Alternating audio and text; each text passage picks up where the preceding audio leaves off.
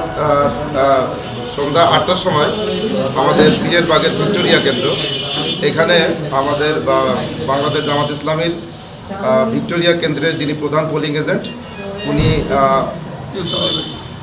প্রধান polling agent Yakub Ali ভাই উনি কেন্দ্রে ঢুকেছিলেন। কারণ হচ্ছে যে ওইখানে উনি আগেই তার পোলিং এজেন্টের তালিকা উনি জমা দিয়েছিলেন।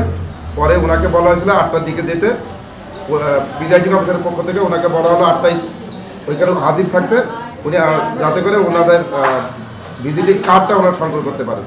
এই জন্য ওনারা ভিজিটিং কার্ড, তাদের যে পোলিং এজেন্টের কার্ড, এটা সংগ্রহ করার জন্য তারা প্রিজাইডিং অফিসারের কাছে যায়।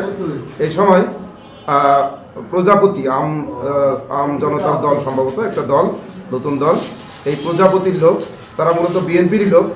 এই লোকগুলো তারা এখানে ঢুকে আমাদের প্রার্থী, আমাদের যে প্রধান পোলিং এজেন্ট কেন্দ্রের ইয়াকুব ভাইয়ের উপর তারা আক্রমণ করে এবং তাদেরকে টেনে হিঁচড়ে এখান থেকে বের করে। এই ঘটনার সাথে আমাদের ওই পীরের বাগের ওয়ার্ড সভাপতি আমাদের ইউসুফ আলী ভাই যখন ওখানে যায়, তখন তাকে মাথার উপর একটা কোপ দেওয়া হয় এবং উনি রক্তাক্ত হয়ে যান। রক্তাক্ত হয়ে যাওয়ার পরে উনি সেন্সলেস হয়ে যায়। পরে ওখান থেকে তাকে উদ্ধার করা হয়।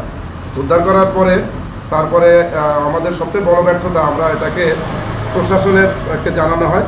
প্রশাসন, বিশেষ করে সেনাবাহিনীর একটা দল, তারা 1.5 ঘন্টা পরে এখানে হাজির হয়, যেটা খুবই দুঃখজনক যে তারা এটাকে আমলে নেয়। তারা লোকজন ইতিমধ্যে বিএনপির এখানে প্রায় 1000 খানেক লোক তারা কেন্দ্র দখল করে নেয়।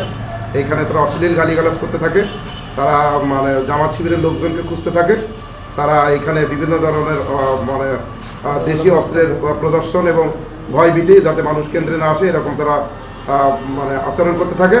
এক পর্যায়ে সেনাবাহিনী হাজির হওয়ার পরে তারা সেখানে আমাদের ভাইদেরকে উদ্ধার করে, আমাদের ভাইকে তারা আটকে রেখেছিল যারা, সেখান থেকে তারা উদ্ধার করে এবং সেনাবাহিনী আশ্বাস দিয়েছেন যে এই ঘটনায় যারা জড়িত, এই প্রজাপতি দল বলা হচ্ছে যে প্রজাপতি মার্কা, আসলে তারা বিএনপির লোক, তাদেরকে গ্রেপ্তার করা হবে এবং আইনগত ব্যবস্থা নেওয়া হবে, এই মর্মে তারা আশ্বাস দিয়েছেন। এটা ছিল আজকের ঘটনা মূলত।